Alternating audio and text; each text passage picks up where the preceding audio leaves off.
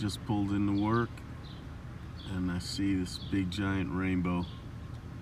Hopefully that's a sign of a good day to come. Here on Thursday, and I'm done dealing with that grandstand mess for now. I now have this other problem on my plate, which is cash flow problems. I don't really like talking about cash flow problems because, I want to be successful. I want to feel good about my business. I try not to, really focus on the cash flow negative part about things. But, I think it's something that, you need to kind of get into once you start realizing how much payroll you're going to start getting into, how much your overhead costs get. You got to start really focusing on it. In fact, I've been wanting to do like a Facebook group page that has to do with profit and paying yourself as a business owner, because I think that's super important. I mean, basically, yeah, we want to grow our businesses and all that, but we want to, personally, I'm in business so that I can make money. Yes, I love mowing and I want to make the yards look good and all that. But ultimately, I did this because I got into business for myself because I want to make money. And so sometimes I've been paying myself pretty consistently for 3 or 4 years. I mean, pretty consistently. Some years I take a little less through payroll just to put more into the business, but I make sure that I do pay myself. I mean, it's important for family life. It's important for myself to say that I'm doing this for a purpose and I'm actually moving forward with this. I'm not staying stagnant or going backwards. So paying myself is kind of a marker on how I measure my success here at my business. I know a lot of lawn care guys, a lot of them don't pay themselves because they're focused on growing their businesses and then someday it's going to pay back. I want to do that too, but at the same time, I want to pay myself so that it forces me to think a little bit more strategically on how to get through cash flow problems, kind of like I'm dealing with today. So let me walk you through it a little bit. So basically, because of the holiday, I make payroll on Wednesdays. And because of the holiday, the banks were closed on Wednesday. And that's usually when my money gets withdrawn. And, and then the employees get paid. But at the same time, so I basically charge credit cards every day, right? So on Monday, when we charge cards, it takes 2 days to get to the bank account. Now, I know if I make a call, I make a big deal, they could probably make that a 24-hour thing. I don't care. I'm used to it taking 2 days. Everything usually runs really great. So here's the thing. So we charge cards on Monday, a lot of cards. We have a heavy Monday basically for that purpose, so that when we charge cards at the end of the day for that Monday, all the jobs we do on Monday, it'll get put in the bank account by Wednesday, which is payroll, and it's always worked out really great. I never do enough on Monday to completely cover payroll for Wednesday, but it's close, okay? But this week, no money came through. It's Thursday, and we still haven't had any money come through. And my money got withdrawn for payroll. So no problem. All I did, I actually have a profit account that I always put money into every single day. So I have plenty of money for emergencies like this. And if at the end of the season, that usually gets me through the winter time, or I just, take it for me and have a vacation or whatever. So anyway, I found out how much payroll was going to be. I didn't even have close to that in my operating fund. So I transferred money from my profit account into that operations account where So payroll was fine, no big deal. And it's going to be fine because when payroll comes through today, I'm sorry, not payroll, but my credit card charges get put on my bank account today, it's going to basically cover everything, and I should be able to transfer that back into my profit account. The problem is, you don't want to do that because it's really hard to pay yourself back.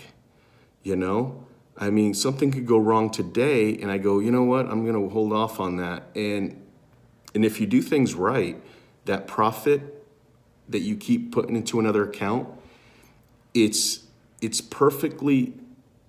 perfect amount to move and not notice it and still keep operating with the funds that you get that are being charged every day. The problem is when you take too much, because you've got to pay yourself back, it kind of messes with the ebb and flow. You know what I mean? So it could totally mess things up if you're not careful. And, you know, a lot of things could go wrong. So it's really, you got to be really sensitive with that profit money that you move into another account. We can go into that on another video or something, but I just wanted to just point out that 4th of July has really kicked my butt on cash flow so far this week. So something too that we've never really had a issue with for a long time was, we charge cards every day. And that pretty much keeps our business running and putting money in the bank account for profit and savings, and it works good. And I make payroll and all that with all the cards that we charge every day. Over this year, we've been getting a lot of like small businesses or real estate agents that pretty much need us to bill them monthly. And so because we have enough of the daily charges that gets us through, we were a little bit more lenient on customers that want us to bill monthly. We still put them through a kind of a checklist type thing before we approve it. Like we want to know, why are you asking for monthly? I mean, if it's just a regular homeowner, we just absolutely no. But if it's a customer that has like 7 properties, okay, we're a little bit more open to that because we understand they need to get paid from their tenants or blah, blah, blah. And it's been working out really well. And same with like restaurants. You know, we have quite a few restaurants, and I've worked in restaurants for 15 years, so I understand the billing process there. So we have to wait when we send them the bill. So this month we have more than it's been ever owed to us by mail. So that's going to help me replenish my profit account again when that money starts coming in. You know, I used to do monthly billing solely, like always, like that was the only form, like my early days when I first started this. And it would take forever. So I understand that I may not get all that money right away. And then we'll have to revisit this whole monthly billing again next season. But we thought we were having such good success with the daily charges that we thought, you know what, we'll be a little bit more lenient with the monthly billings if the circumstances like make sense, like real estate agents, and even we still have a lot of real estate agents that we do charge daily because they only have like 1 or 2 properties.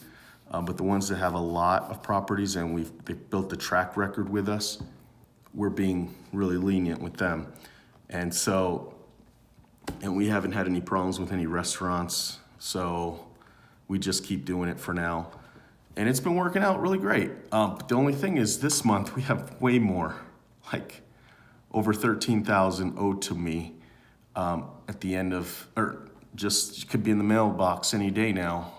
I know it's gonna start trickling in. It'll just be like 400, 600, maybe 1,000 a day for the rest of the month. That's why I don't like the monthly billing, because it just trickles in. I like the charging cards and having that bulk batch every single day. So anyway, I'm sure it's all gonna work out. It's it's just really crazy because I'm not used to it being Thursday and not have any credit card batches go through. So I feel a little weird. So anyway, that was a lesson learned too. So the payroll company asked me, do you want to pay on Thursday? So everything's the same, it's just a day later? Or do you want to pay on Tuesday, a day early? And me, always looking out for the employees, I said, well, let's do it a day early because I don't want them waiting longer than their normal payroll day. But, you know, I love my employees, but I think the business needs to be super healthy all the time in order for the employees to really benefit and have a great work environment, or at least a great job. That one, they don't have to worry about the boss stressing out or the owner stressing out because there's no money in the account type things, you know. And, you know, I don't need to tell the employees this. Yes, the money was in an emergency fund and I just transferred it over. Everybody got paid. Nobody will notice, but I'm just letting you guys know that, you know, these are some of the things you need to worry about. I started unboxing this bad boy and then I realized I might want to show you guys this. It is does it even say it on the box? No, it doesn't say it, but it's a Oregon Blade Sharpener. I'm really excited about this. My buddy has one, he showed it to me, and it was sharpening blades so good, so I thought I had to get me one. So I ordered it a couple days ago. It came a day earlier than I expected, and so it was about $468, something like that.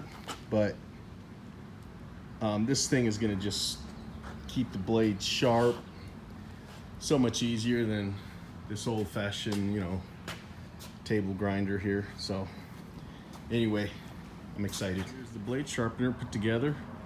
I basically took it out the box and just screwed in this table mount on this side and this T mount right here. Super easy. So really there was nothing to it. I just took it out of the box basically and plugged it in, and I read the instructions because I don't know what the heck I'm doing with this, and it's ready to go. So I cleaned out this little oil table here and it just happens to match. Wasn't intended, it just happened. So anyway, all right, so here we go. I'm gonna try sharpening this Toro grandstand blade. I'm not sure if I sharpened this before. I mean, I must have. It's kind of sharp, but I can tell that you know, it could be done better. But you know, I used to have that old table grinder, so let's see what this one will do. So let me see if I can just kind of, oh yeah, when I ordered the table mount, when I ordered the blade sharpener, Amazon suggested that I also get this blade balancer. I've bought a blade balancer before, but it was like so cheap and plasticky that just, I don't know, it's somewhere in there. But this one's pretty heavy duty. I just thought, what the heck, why not? So it looks like there's 4 different models. I got this one right here. It's the 88-023. That's this one right here. And I saw the model number right there, so that's how I know.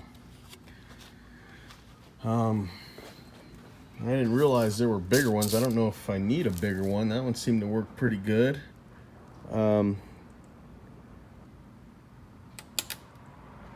So, like I said, I'm pretty happy with it. Here goes.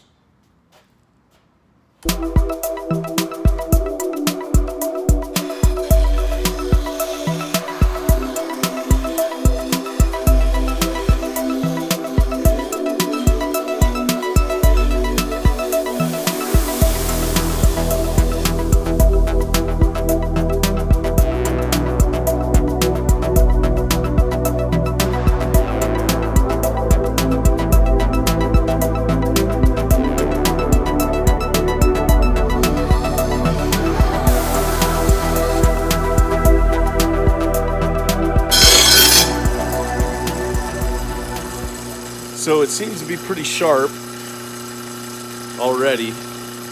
It's hard for me to tell, to show you, but it looks like it's working. The only thing, it was already so uneven from the way I used to sharpen it that it just doesn't look super smooth yet. But I can tell from the top part away from the blade that it's eventually going to be pretty even. It's just, like I said, it's been so uneven from the past that it just doesn't look right yet, but I'm glad I bought this.